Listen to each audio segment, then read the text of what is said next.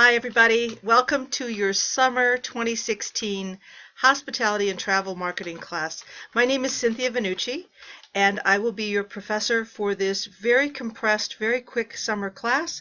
And I just want to make sure we did this YouTube video because everything we have with the hospitality and travel marketing class is totally online. So we're going to go ahead and start because I have just 15 minutes to go over my syllabi with you, or excuse me, my syllabus with you, and I want to start off to make sure that you know you're in the correct class. It's HTE 3570, Section 1. All right, there is my information over here. I've got my cursor pointing to it with my email, my office telephone number, my cell number, my fax number, and my office number, room 209F, here in the Hospitality Learning Center. And I've made a little notation in red that says, please don't call me after 9 p.m. because actually I need to, what I call ramp down and go to bed and get some sleep. Over here, let's talk about office hours for a little bit. As some of you know, I teach in Prague. It's very exciting, and I have brought over 150 Metropolitan State University of Denver students to study at the University of Prague, School of Economics. And so what I do is I leave the country around June the 2nd or the 3rd, so I front load all of my office hours. That means that I'm here for right after when school ends, from May 16 through May 20.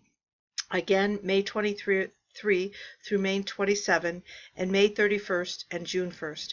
My office hours start after my Maymester class is over, and the office hours go from 2 o'clock until 5:30. That's right, we can meet as late as 5:30, and then, of course, I have all your information, and we can talk about whatever you want during those front-loaded office hours so that they are in person. Let me remind you that our class session is totally online, and it is from May 23rd over on June 25th. Hope you like all the pictures from my syllabus. The syllabus has been PDF'd so you can view it from your phone. And why I like this is so that you can access when is it due, and how do I get an A, and am I in the right course. We have our course description. I really like teaching marketing. It's my area of specialty. I was a sales and marketing professional for over 16 years in the hotel business. And what I really want to make sure you drive home with the principles here of our hospitality marketing are the concepts and to understand trends. Trends are what make us current in the hospitality business because we always want to be ahead or on target with that trend so that we are able to sell our customers the way they like to purchase. Okay?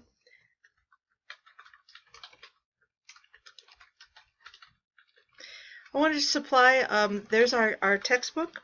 I've been using the same textbook now for 2 years, so you should be able to access it used or from the library or by renting it.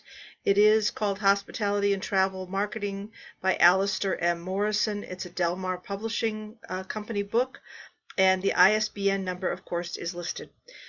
I think that it's always important for teachers to list their teaching philosophy, and my teaching philosophy really comes from the fact that I do better when you guys do better. This is a demanding class. Why? It's something that somebody actually would get a degree in. You could get a degree in marketing.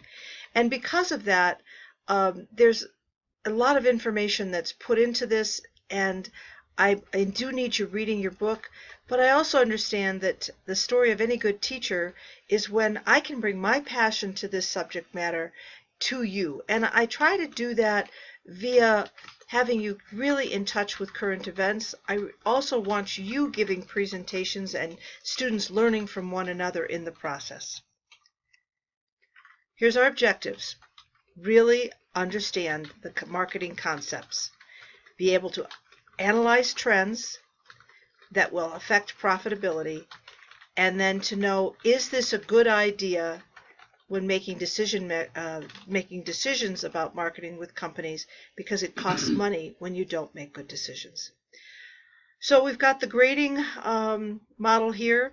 We have under assignments, quizzes, chapter review questions, chapter assignment presentation, and your peer evaluation. There is no final in this class. There's just too much material for such a short period of time. Please note that everything is the area that's weighted the heaviest is the chapter review questions and the current event articles that go with them. You'll notice over here on the third column in blue, we're trying to tie what we give you in the way of assessments to tying it to the learning objectives. And then of course over here in the pumpkin color is the grade point totals so that you know and understand the spread for getting an A, B, C, D, and I hope nobody gets an F in this class, and unless you just have to drop out because you can't keep up. We don't do pluses or minuses here in the Hospitality, Tourism, and Event Department. We found them to be somewhat problematic, so we as a department decided to go with straight grades. Okay, there's a link that should help you in terms of student conduct on issues of academic dishonesty. I find the only time that the research that I've been doing anyway on academic integrity, students only become dishonest in their coursework when they're just overloaded and they end up looking for ways to shortcut because they just run out of time. If you are a student with a disability, here is your link. You need to provide me that information ahead of time so that I can make accommodations for you. This page under assignments goes into how are you going to receive your grade. The first little green box here, this little mint green, says we have 14 quizzes. They're 10 points each. They're all taken online, and they are administered online, and they are graded online. So your grades will pop into the grade book. Right here in this fuchsia color on discussion questions, I really want to talk about this a little bit more because it's a two-part assignment, and remember it represents 32% of your overall grade, which is 280 points. So the first part of this, in your book, in the back of the chapter, there is something known as, and forgive the fact that these are not labeled the same, but in your book it's called review questions. For the sake of Blackboard, they call it discussion questions. So at the end of each chapter, there are these review questions that students will write at a very minimum, a one paragraph that answers a question that they choose. In addition to the question that they choose, they need to find a current event, some sort of article, something from a trade magazine, something from the Wall Street Journal, something from USA Today, hotel.news, restaurant.news, that will support the question that they have selected. And then you need to tie that question. You need to tell me why this question or why this article supports the question that you chose to answer. Because it's one thing to answer a question from a textbook and just lift the answer from the textbook and write it down. It's another thing for me to know that you clearly understand the concept by finding a current event. Now there's 14 of these questions that you get to choose. I don't select them for you. You choose from the chapter, and then you must post it for me with your article. So you can give me a link, or you can scan an article if you've pulled something from the newspaper. Does that help? I hope everybody understands this. If not, I'm still here in the country until June the 2nd. My hope is that before you start this class, if you have any questions, you'll call me, stop by the office, send me an email that I can elaborate on these discussion questions that you'll be answering for your online class. Once again, there is no midterm, there is no final. Let's go up over here to the chapter assignment presentations. So I'm using a system here called Screencast-O-Matic to talk to you for approximately, well, not approximately, I get 15 minutes, that's all. And you get to do the same too. You are going to be loading your presentation onto Screencast-O-Matic. And you wonder, well, where does this presentation come from? At the back of your textbook, once again, there are some questions known as chapter assignment questions. These are what are used for your chapter assignment presentation. Usually at the back of each chapter, there's between 1 to 4 questions or 1 to 5 questions, and you get to choose the question that you would like to present on. Now, you must provide in your presentation 3 supporting materials to help answer your question. It could be a YouTube video, it could be an article, it could be an interview that you have with someone that you videotaped. But remember, you have to keep it within the 15 minutes because, like me, Screencast-O-Matic is going to cut you off at 15 minutes. So, please note that students will also have a responsibility to review those questions. Every student will be assigned a chapter assignment presentation, and then students will be assigned presentations that they review and answer some questions. So you'll notice here the chapters cover 1 through 2, 4 through 9, 11, and then 14 through 15, again 17 through 19. Chapters are randomly assigned. I pull out names out of a hat, and I'll send you that list via an email. Students are then responsible to review students giving a presentation, and I have you divided into 3 groups, Group A, B, and C.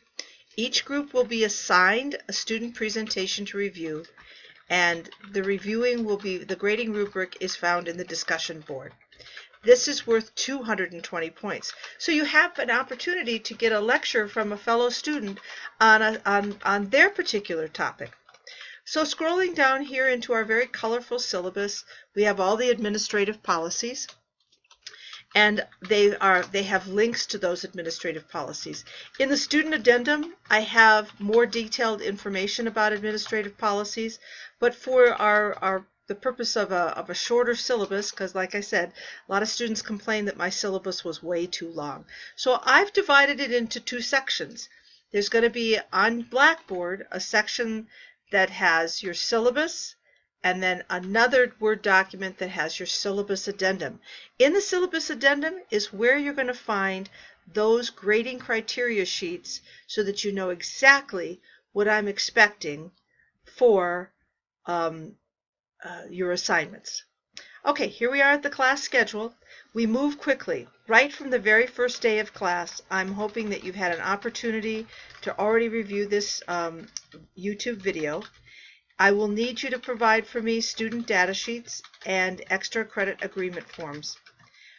By Wednesday, you have your first quiz, your first discussion, and believe it or not, our first student presentation. So whoever is drawn for chapters 1 and 2 for presentations, my apologies for feeling so rushed, but once again, the class is compressed, and you'll be glad to know that yours is over with sooner than later. We move in a very consistent pattern, always with approximately 2 quizzes and 2 presentations per day, or per Wednesday to Sunday, Sunday to Wednesday rotation. So if you'll notice in the schedule, we start on a Monday, and our first presentation is due on a Wednesday, along with our first quizzes, along with our first discussions, which are your review questions at the end of the chapter. It moves along with week 2, and once again, we're on a Sunday, Wednesday, Wednesday, Sunday rotation. Here we are, Sunday, Wednesday on week 3, week 4, and then by week 5, we are wrapping up our summer semester. Now you'll notice that I've given you from the 23rd of June until the 25th of June an opportunity to catch up on discussion questions for all modules. You will not be able to catch up on your quizzes, or you will not be able to catch up on student presentations.